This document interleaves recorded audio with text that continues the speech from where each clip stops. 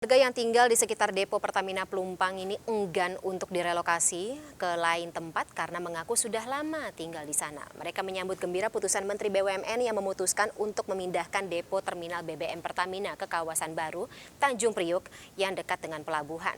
Dilihat dari aspek keamanan, memindahkan depo terminal BBM dianggap sebagai langkah yang tepat. Kita akan memperbincangkannya lebih dalam sore hari ini bersama dengan Direktur Eksekutif The National Maritime Institute, Siswanto Rusdi. Selamat sore Pak Siswanto. Selamat sore, apa kabar? Baik, kalau Bapak sendiri?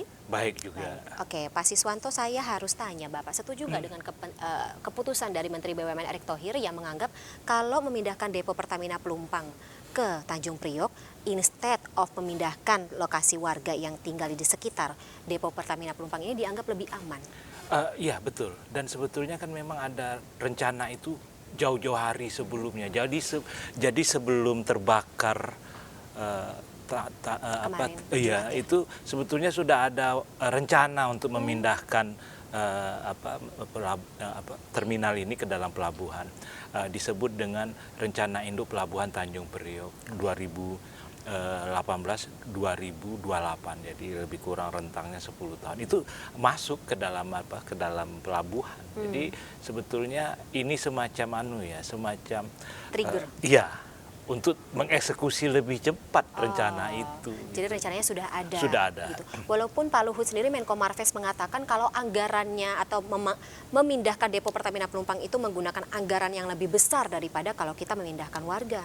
Jadi begini, seingat saya nanti kan yang membangun fasilitas di dalam pelabuhan itu ya yang pengelola pelabuhannya gitu loh. Nanti mungkin kerjasama dengan Pertamina.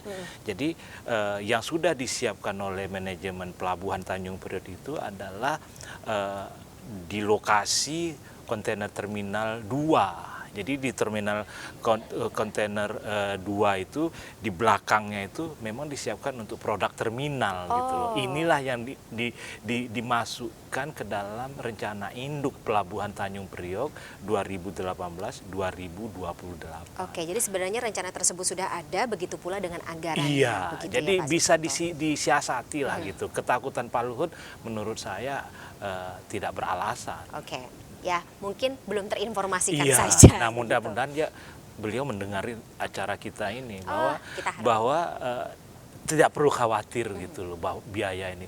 Lagian juga kan Pertamina perusahaan yang sangat masif keuangannya kan. Memindahkan ini kecil menurut saya. Dibantu juga dengan negara seperti itu ya.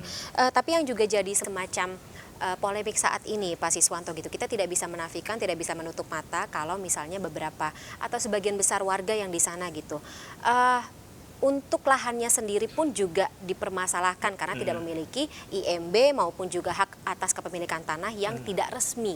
Ini pun juga menjadi salah satu concern betul dari pemerintah daerah ya, seharusnya memang untuk dibenarkan sekaligus yaitu tadi supaya tidak ada kejadian yang mungkin lebih buruk daripada ini. Tapi ini begini ya, sebetulnya sejarah kawasan Pelumpang kemudian nanti Kelapa Gading terus sampai ke Cempaka Putih itu sejarahnya itu dulu tanahnya pelabuhan. Oh gitu. Itu disiapkan oleh Belanda untuk mensiasati perkembangan pelabuhan Tanjung Priok di masa depan. Untuk pelabuhan pembangunannya? Iya. Jadi itu nanti untuk pergudangan, kawasan logistik gitu loh. Tetapi ketika Gubernur Ali Sadikin menjabat, ini dirubah peruntukannya. Jadi tempat pemukiman warga. Iya. Nah, yang menjadi masalah sebetulnya kalau kita bicara aspek legal, kita mau tanya juga, Pertamina gimana status legalnya di tanah ya, itu? Ini juga jadi masih sengketa sebenarnya Pak Siswanto. Apa Pertamina masuk dalam atau gimana? Hak Pertamina juga harus membuka status itu ke publik, jangan publik yang selalu disasar kalian masuk. Nah, Pertamina gimana sejarahnya sampai di situ gitu. Kemudian ini kan udah menyangkut kawasan yang luas. Kelapa Gading juga kenapa bisa di situ? Gimana ceritanya itu gitu loh. Apa rundingannya Ali Sadikin dengan warga pelabuhan? Pelabuhan, Kita buka saja mumpung sudah terbuka gitu. Mumpung sudah dicari tahu oleh media juga di tempatnya. Betul. Baik, terakhir mungkin Pak, kalau misalnya kita bicara memang kita sudah tahu rencana ini akan dilaksanakan gitu. Depo Pertamina Pelumpang akan dipindahkan ke daerah pelabuhan.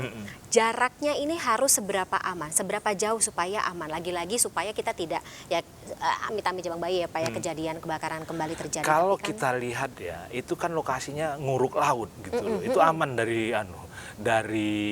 pemukiman. iya. Yang di tempat baru itu. Jadi itu laut diuruk, kemudian nanti terminalnya diurukan Tapi itu. tanahnya nggak semakin rendah nanti berarti? Itu kan di atas di tiang pancang. Oke. Jadi pembangunannya itu nanti ada tiang-tiang pancang untuk dermaga gitu loh. Jadi kalau ini betul bisa terwujud dalam waktu sesegera mungkin, itu aman karena di laut gitu loh. Berapa kilometer? Buffer zone-nya juga berapa? Oh jauh, itu Oke. masuk kita aja ke Sitiwan itu tuh jalannya mungkin hampir 500 meter Oke. dari darat ke NP Sitiwan itu ada jembatan yang melintasi air laut gitu.